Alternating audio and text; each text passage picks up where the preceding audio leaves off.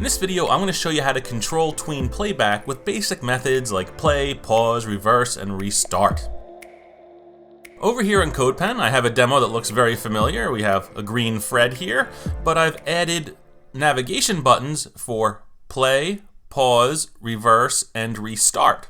In the HTML, I have a very simple nav that has those buttons there, and we have IDs of play, pause, reverse, and restart. The basic idea is we're going to click on a play button, make the animation play, click on the reverse button, make it reverse, okay? So let's head on over to our JavaScript panel.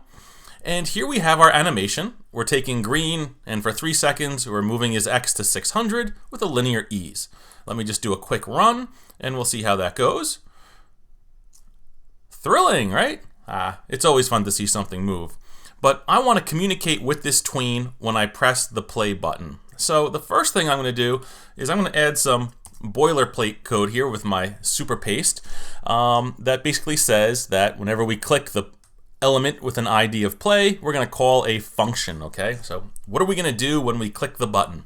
Well, we need to talk to this tween up here, but we can't do that unless we have a reference to that tween. We need to give that tween a name, okay? So the way we do that is that we're going to use a variable, and I'm just going to call it tween right now. I could call it the Fred tween, animation, green tween, anything I want. And if I was fancy, I could also use let instead of var. But for now, var's safe. It's fine. Don't kill me.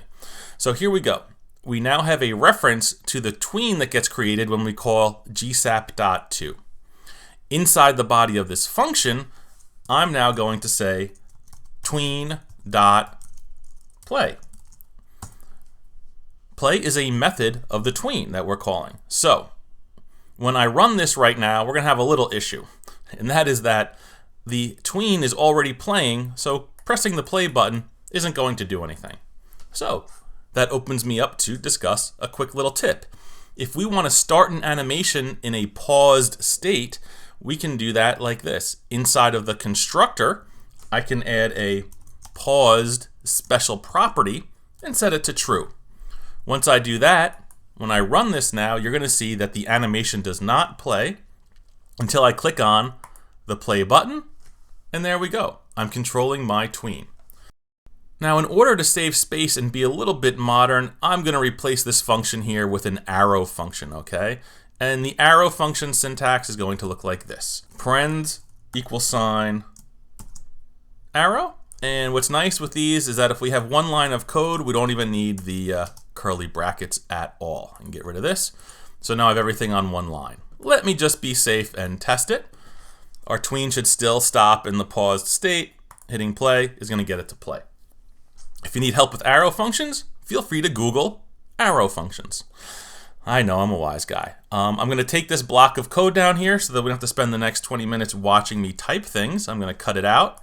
I'm going to paste it up here. And what's cool about CodePen is if I have all this text here selected, I can do a Command Option /, and that's going to uncomment the entire block. So what we have here is just the same code but calling different methods. The pause button is going to tell the tween to pause and then reverse and restart. So let me just show you how that works. I'm going to hit run. It's starting in a paused state. I'm going to hit play, I can hit pause, I can hit reverse, and I can pause it again and play it again.